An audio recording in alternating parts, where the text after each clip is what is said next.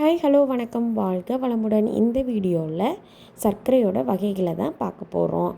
கொஞ்சம் அக்கறையோடு பார்க்கலாம், வாங்க வீடியோக்குள்ளே போகலாம். குளுக்கோஸில் ஒற்றை சர்க்கரை இருக்குது. இந்த குளுக்கோஸ் எதில் இருக்குதுன்னு பார்த்திங்கன்னா திராட்சையிலையும் தேன்லேயும் இருக்குது. இது நம்ம உடம்புக்கு உடனே எனர்ஜி தரக்கூடியது. குளுக்கோஸ் எனர்ஜி தரக்கூடியது எதில் இருக்குன்னா திராட்சையிலையும் தேன்லேயும் இருக்குது. ரெண்டாவதாக ப்ரக்டோஸில் ஒற்றை சர்க்கரை இருக்கிறது.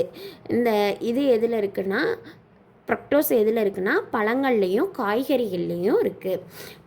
இந்த ப்ரக்டோஸை என்னன்னு சொல்லுவாங்க அப்படின்னா பழச்சர்க்கரை அப்படின்னு சொல்லுவாங்க. குளுக்கோஸை விட இனிப்பு அதிகமாக இருக்கும். எதில் இருக்குன்னா ப்ரக்டோஸில் இனிப்பு அதிகமாக இருக்கும். அடுத்தது மூணாவது மால்டோஸ் இரட்டை சர்க்கரை இருக்கும். இதில் எது இருக்குன்னா முளைத்த பார்லிலையும் சில இனிப்புகள்லேயும் தான் அதிகமாக இருக்குது மால்டோஸு. இந்த மால்டோஸை மால்ட்டு சர்க்கரைன்னு தான் சொல்லுவாங்க.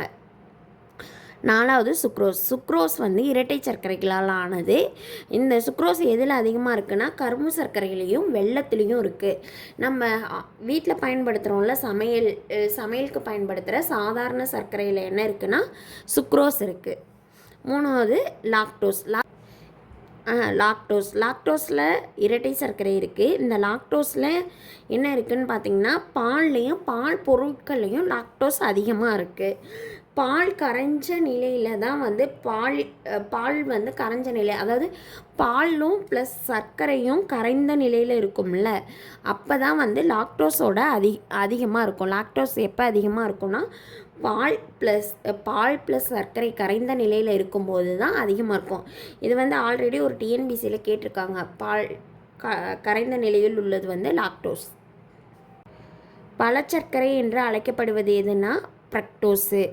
அது அடுத்தது ரெண்டாவது கொஷின் என்னென்னா பால் ப்ளஸ் சர்க்கரை கரைந்த நிலையில் இருக்கும்போது என்னென்னா லாக்டோஸ். டிஎம் பவன்ஸை லைக் பண்ணுங்கள், ஷேர் பண்ணுங்கள், சப்ஸ்கிரைப் பண்ணுங்கள்.